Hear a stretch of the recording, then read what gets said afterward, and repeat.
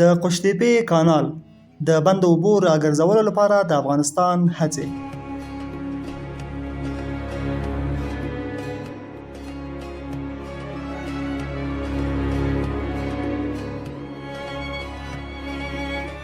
له تاریخي پلوه له نړیوالو سیندونو څخه د ګټې اخیستنې او پانګونې بهیر هم د نړیوال اقتصاد په څیر له نابرابرۍ سره مل و. که د روانو نړیوالو سیندونو جغرافیې ته ځیر شو، له لوړو ارتفاعاتو څخه سرچینه اخلي او په ټیټو ارتفاعاتو کې له هوارو ځمکو څخه تیریږي او بالاخره یوې انتها ته رسیږي. هغه هیوادونه چې د سیند سرچینې ته نږدې یا په بر سر کې پراته دي، چې د نامساعدې جغرافیې او یا هم کله کله د سیاسي اقتصادي عواملو له امله نه دي توانېدلي چې له اوبو څخه سمه ګټه واخلي، چې افغانستان کې آمو او کابل سیندونه او همدارنګه نیل سیند ښه مثالونه دي.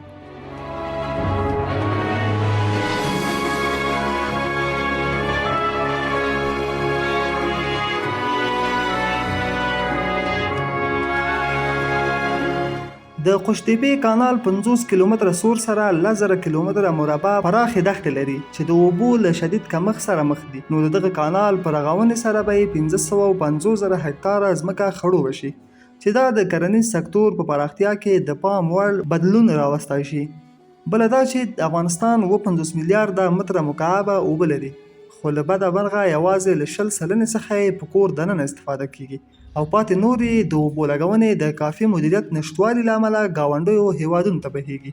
همدارنګه آمو سیند چې د هیواد له مهمو اوبیزو حوزو څخه ګڼل کیږي، په یوه ثانیه کې 2000 متره مکعبه اوبه لیږدوي. نو د قوشتېپې کانال رغونه چې په ثانیه کې د 650 متره مکعبه اوبو د لیږد وړتیا لري، د یادې اوبیزې حوزې مدیریت کې رغنده ګام بلل کیږي.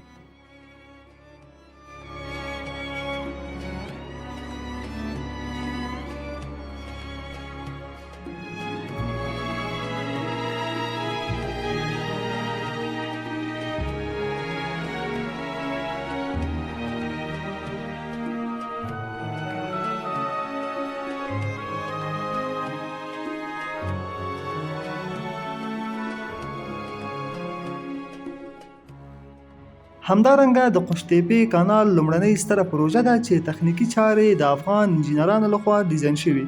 د ملي بودیجې څخه تمویلیږي او د کرنې، اوبو لګونې او مالدارۍ وزارت په مدیریت تطبیقیږي، چې په یو وخت کې کابو 2000 افغانانو ته په لنډمهاله توګه او په زرهاو نورو ته د دایمي کار زمینه برابرولی شي. دا چې اوس مهال مو ډیری هیوادوال د وزګارتیا څخه کړیږي، نو دغه پروژه د کارموندنې او وزګارتیا کچې راکامولو کې یو مهم پرمختګ ګڼلی شو.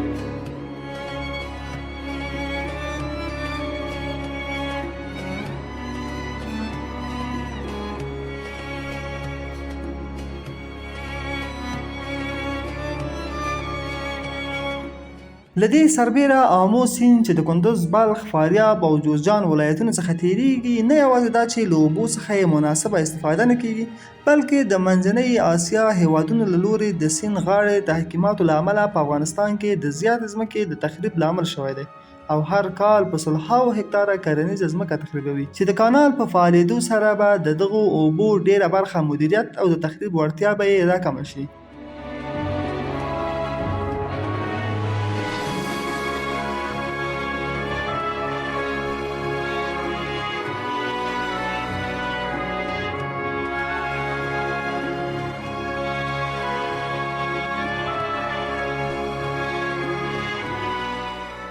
دا چې افغانستان یو کرنیز هیواد دی، خو له بده مرغه په تیره کې د دغه سکتور پراختیا ته هیڅ پام نه دی شوی. د داسې ملي پروژو تطبیق به ډیر زر هیواد د بهرنیو مرستو له احتیاج خاص او پر خپلو پښو ودروي.